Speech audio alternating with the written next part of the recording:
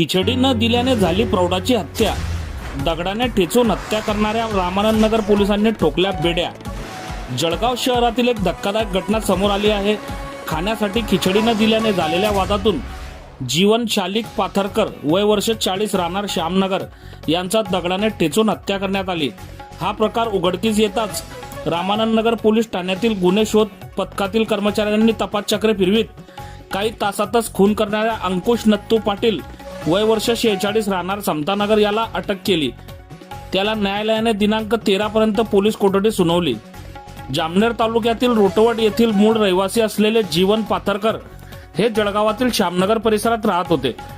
मिळेल ते काम करून ते उदरनिर्वाह करायचे. अनेक वेळा काम झाल्यानंतर काही जण त्यांना खाद्यपदार्थ द्यायचे. 8 जून रोजी त्यांच्याकडे अंकुश पाटील याने खिचडी मागितली, मात्र त्यांनी नकार दिला व तू माझ्या भरोशावर जगतो असे बोलले. त्याचा राग आल्याने अंकुश याने जीवन यांच्या डोक्यात दगड टाकून त्यांचा निर्घृण खून केला.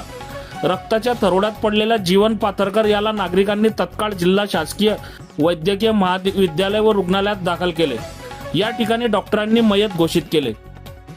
घटनेची माहिती मिळताच रामानंद नगर पोलीस ठाण्यातील गुन्हे शोध पथकातील कर्मचारी police head constable Sudhakar Ambore व सुशील चौधरी हे घटनास्थळी दाखल झाले.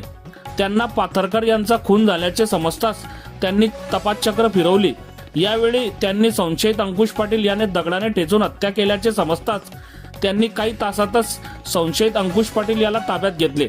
त्याची कसून चौकशी केल्यानंतर संशयिताने आपण खिचडीवरून झालेल्या वादातून हत्या केल्याची कबुली दिली. मयत जीवन पाथरकर यांचा भाचा तुषार राजेंद्र सुतार याने रामानंद नगर पोलीस ठाण्यात फिर्याद दिली. त्यावरून संशयित अंकुश नत्तू पाटील याच्या विरुद्ध गुन्हा दाखल करून रात्रीच त्याला अटक करण्यात आली आहे.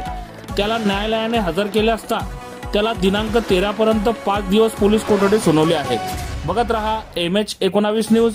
मुख्य संपादक श्रीकांत वानखेडे सोबत ब्युरो चीफ जोहेब सय्यद, जळगाव जिल्हा, महाराष्ट्र.